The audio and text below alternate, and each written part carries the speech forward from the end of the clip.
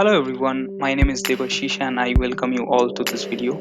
So from the video title you might have already understood what this video is going to be all about. So just to give you a little bit of background, so I recently decided to buy a desktop computer for myself. So for that I started visiting a lot of local computer shops to get quotation and all. So one major problem that I have faced is a lot of shops are closed right now, and even if these shops are open, they are running out of supplies. So you may not actually find all the PC parts and brand that you want, as most of the shops are running out of supplies. And one more thing that I have noticed from this, comparing different quotations, that so you have to pay a significant amount as GST. So for example, if you are buying PC parts worth around 50,000 rupees, so you have to pay around 9 to 10,000 rupees as GST. So the entire CPU price will be around 60,000. So I discussed this with couple of my friends, and they kind of suggested that if I can buy those PC parts online through Amazon or Flipkart, and if I can assemble it for myself. So I decided to give it a shot, and in this video I'll be sharing with you the online resources that I have found really useful while doing this exercise. And it I hope this video is going to clear a lot of doubts that you may have in your mind if you have similar thought or similar plan in your mind. So let's get started. So before you start picking up things from online portals, so you have to have a very clear understanding on what is the exact purpose of your system. If you want to play games, so or doing other things. So for me, it's like I run a lot of automation for my personal projects, and I run a lot of virtual machines. That's how I'm going to pick things up. So these are the very basic thing that I have listed here, as you can see. To that is that you absolutely need to build a very basic CPU. Processor, motherboard, RAM, and these things. One major doubt that you might have in your mind, that compatibility. So for example, if you buy a processor from Amazon.com, and you buy a motherboard, so whether that processor and motherboard will be compatible with each other or not. So I have found a website online. This website is, I found it really useful, which is known as pcpartpicker.com. So once you visit this website, you have to go to system builder, and there you will find there you'll find a long list. So for example, this option will give you an option to choose a CPU, a processor. So let's go there. So for example, I have already done this exercise, so I know which processor I'm going to pick. So you have to do some prior research for that. So I'm going to choose AMD Ryzen 5 2600. So as you can see, this website gives lot of useful information. This processor has 6 cores, 3.4 gigahertz, 3.9, 6. It drains around 65 watt, and it doesn't have any integrated graphics card. So if you buy this processor, you have to buy a separate GPU. That can be a very basic one. So let's add this. uh, and parallelly, you have to also see whether that processor is available on your the website, from where you are planning to buy. So for example, if you put it in amazon.com, amazon.in, since I'm in India, you should be able to see that 2600. Yes, here you go. This is the one. I can see it is available. I have already bought it, and still it is available. So yeah. And it has it has 10 days replacement warranty that you should definitely consider. And there are a lot of other information also. See product details, what all things it supports. So for that, to have a better understanding, you have to do your prior research. So I have already done it. Just so now we already have our processor. Now let's go to this site.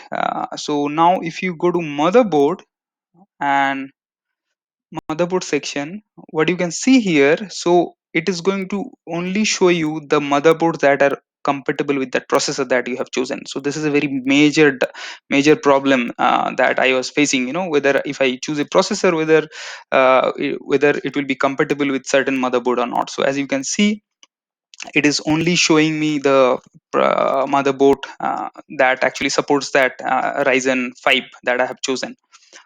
So I know which one I'm going to choose. So I have chosen one for a gigabyte motherboard, and I think I have chosen this one. So this is the one. Micro ATX AM4 compatible. AMD is going to support memory maximum 32 GB, and let's add this as well.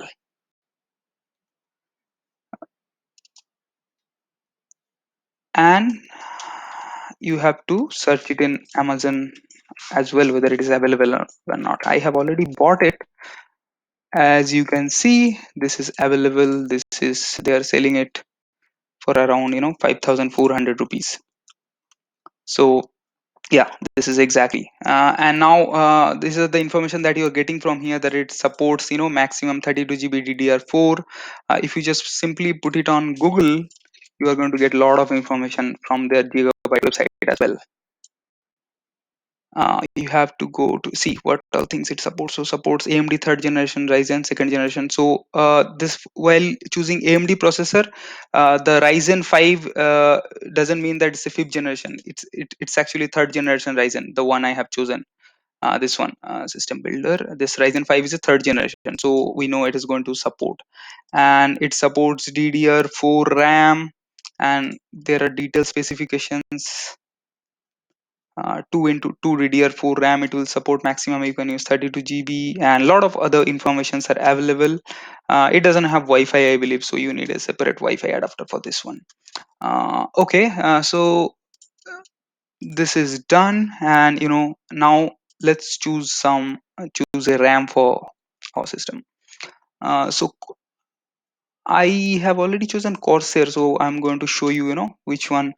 uh, this one 16 and unit 16. I wanted 32 GB, 16 into 2, so let's select this one. Yes, this is the one. 3000, yeah, this one. Corsair Vengeance LPX 32 GB. So I know this is also available in Amazon. Still, I'm going to quickly show you.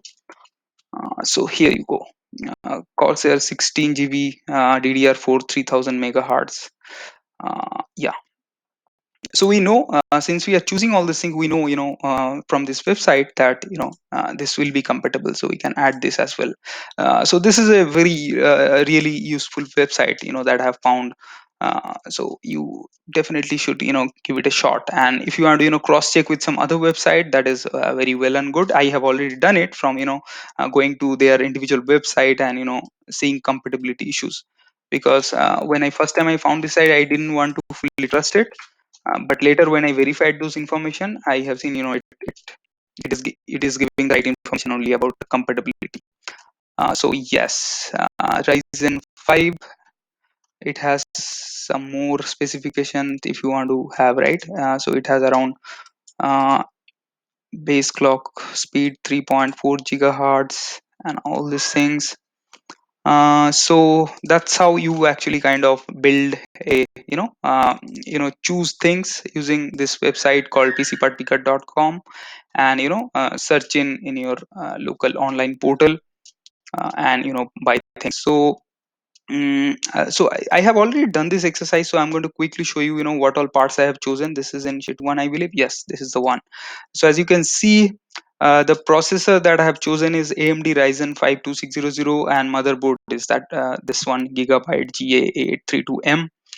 Since this processor doesn't have any built-in GPU, I had to buy a very basic GPU, just to run that system, because without that it won't run, since it doesn't have any GPU.